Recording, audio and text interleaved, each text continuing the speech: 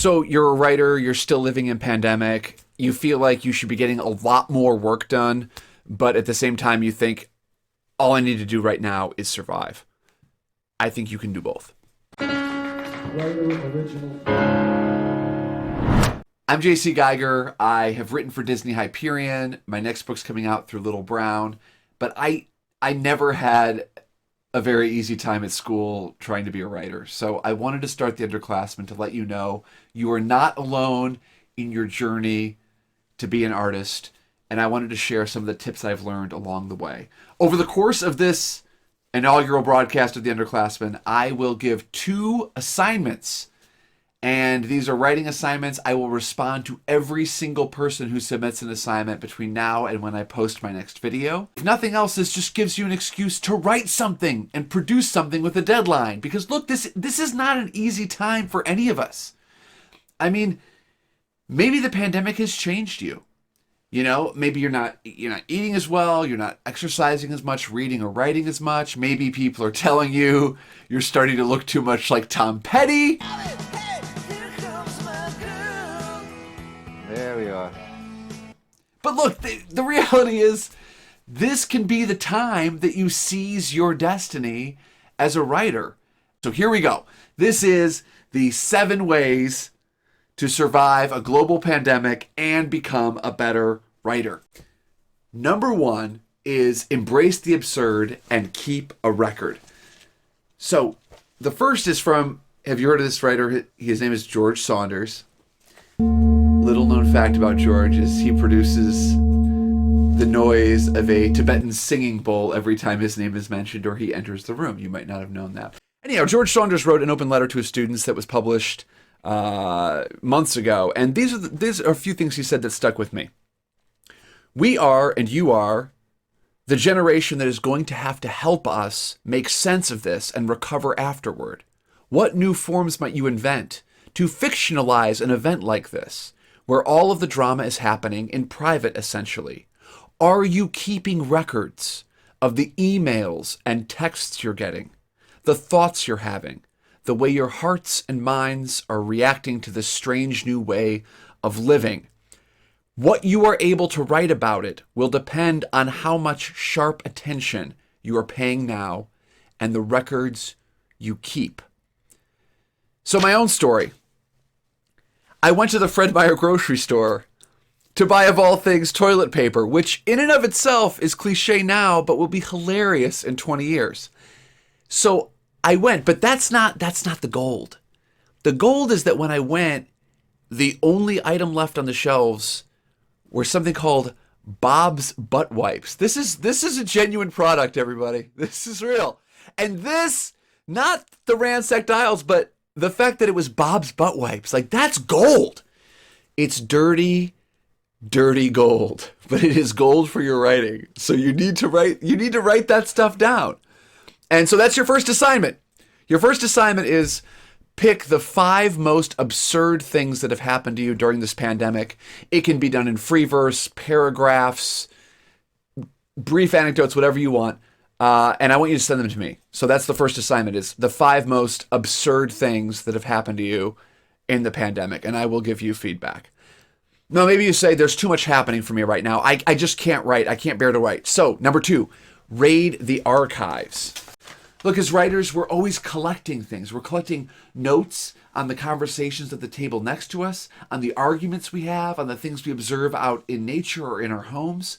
This is the time to go back. And also, I know you don't want me to say this. I know it's not comfortable to go into your old stuff. Kind of like it's not comfortable to go into your own refrigerator and look at the archives. It's scary. You know, who knows what's back there and how ugly it is. But this is what I'm saying. It's like during the pandemic, I had this thing called the pandemic fridge and freezer rule, which is that if something survives the pandemic and does not get eaten, it gets thrown out. Like I've got like hundreds of cherries, frozen cherries in the back of my freezer trying to be a pie someday. I've got a leg of lamb I have never properly learned how to cook. And the rule is if I don't use those things during this time, I will never use them. And they're going in the garbage. So for your own stories, that novel that's been hanging over your head, those stories you've been worrying about, give them a good hard look right now. And if they're not serving you, then let them go. And that brings me to number 3, which is learn your room tone. You might think, there's not a lot going on right now, but have you heard of John Cage, this musician? He did a piece, composer, pianist, did a piece called 433, which is essentially John Cage playing nothing in a room for 4 minutes and 33 seconds. And while I am glad I did not buy a ticket to see that show, the thought behind it was really sound, which is that everything is music. And so this reminded me of this concept of room tone. Back in college, I made a lot of films, mostly bad horror movies. But before you shoot action like that, you have to know what the room tone is. MediaCollege.com, this is what they say. To a newbie, room tone means silence.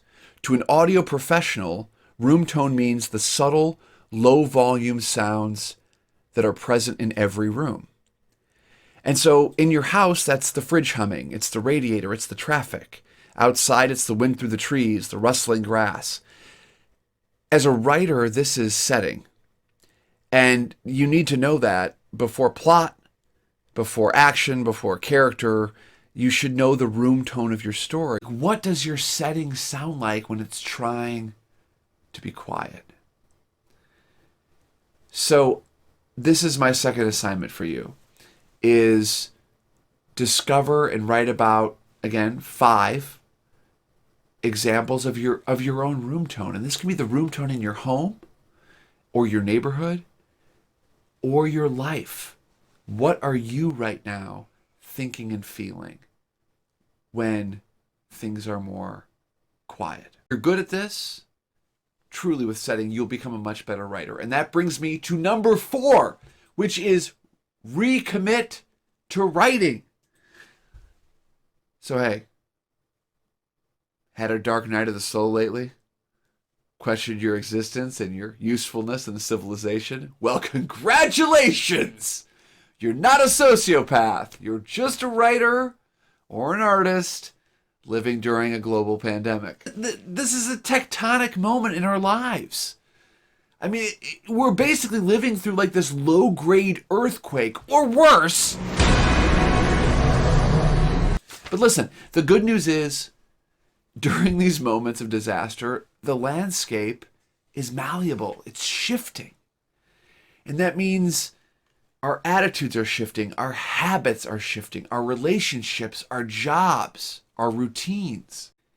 If we understand that and embrace it, this is a time to commit to that and figure out, when the dust settles and the ground stills, what kind of person, artist, writer do we want to be? Like, do we want to be a person who can write 500 or 1,000 words every single day? Or maybe that's too boring.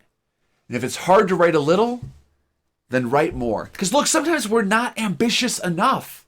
It's just the reality. I mean, to me, look, we are all at different places in our writing lives, and I honor every single place that people are. But for me, writing 500 or 1,000 words a day is not exciting. That's maintenance. Stephen King typically gets 2,000 words a day, and he writes prolifically. Malcolm Gladwell talks about, you only need a page and a half a day.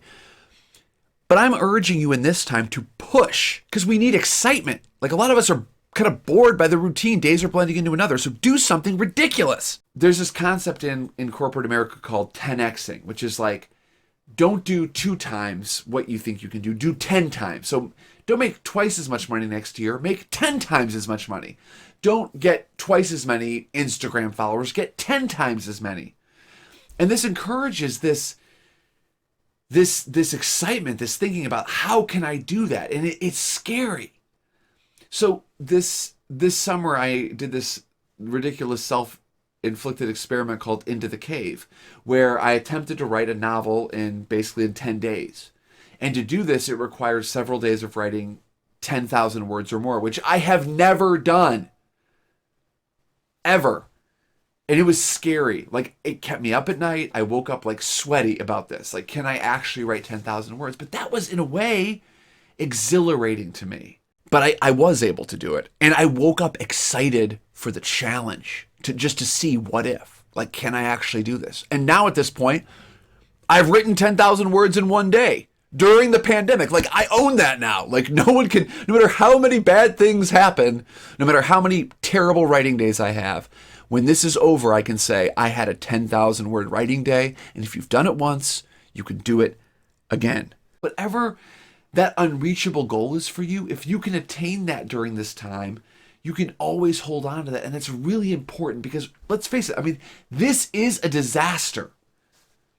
Use your superpower. Writing is your superpower. If you are a writer, it is not time to go into hiding for 100 years. We need you. Allie Hale says, writing is important, but seldom urgent. And I'm feeling that right now. I mean, riots at the Capitol, protests in the street, you've got hospitals full, you've got all this political stuff happening. You can really question, why make art? It feels pedantic, it feels useless. And it's not. It's important. And I would even argue at this moment, it's urgent. If you want to see the power of words about what's happening right now, check out the first essay in Kiese Lehman's book, How to Slowly Kill Yourselves and Others in America. This is a reissue, so you'll need to buy the copy that just came out this year, obviously, to get this. But he's writing these things like, as he's going through this, day 5, 413 Americans are dead from coronavirus, and Donald Trump will not say, I'm sorry. Day 6, 94,000 Americans are dead from coronavirus, and Donald Trump will not say, I was wrong. Mama is scared because the nurse we pay to take care of grandmama will not wear her mask for fear it could hurt my grandmama's feelings. And it goes on. It's amazing. This is great. Day 9, 113,774 Americans are dead from coronavirus. I wonder why so many white folks are contacting me today. Half are asking me if I'm okay. Half are telling me that they are ready to learn. And then there's some incredibly poetic profanity that follows, which I will leave to you to read. It's amazing. This is just one testament among many of what's being written right now about right now. And look, maybe it's not going to be a book for you. Maybe it's not even going to be a story. Maybe it's a card. Maybe it's an eloquent email or even text message or post on Instagram, whatever it is. This is your superpower. And a superhero doesn't have to save the whole world. They just have to save one person. And maybe that person's you. James Wright said, poetry can keep life itself alive. You can endure almost anything as long as you can sing about it. This writing is part of our survival. I mean, let's face it, as writers, we are like often these sad, stemmy little plants living in basements, just climbing toward a single light source. I mean, we can do isolation. We can be alone. We get this. This is where we live. This is our lives as artists, as writers. We're alone all the time. But that beam of light that we get, that's the work. That's in that moment of that connection to self and to spirit. That's when things fall away and nothing has changed and everything has changed and it's all timeless. And I know you can do this. And the world needs your story as much as you need to tell it. Thank you all. This was the first ever installment of The Underclassmen. So many takes. Do it. Got those tiny hands. Got those little hands. Got those little... So much learning involved. And if you want to nourish a writer's sad plant ego, please hit the like, hit the subscribe. That makes me feel great. Writers don't often get that immediate gratification, so it would be wonderful. Also, you can find Wild Man Out in the World, and the great big one is now available for pre-sale. That will be out in July. Assignments should be mailed to jc@jcgeiger.com. That link is below. I will respond until every assignment I get until I post my next video. So every assignment until I post my next video, maybe in a week, maybe longer. And there's so many great links below to the authors I mentioned and to some of the sites I mentioned, so please check them out. Or better yet, stop wasting time and write something beautiful. See you soon.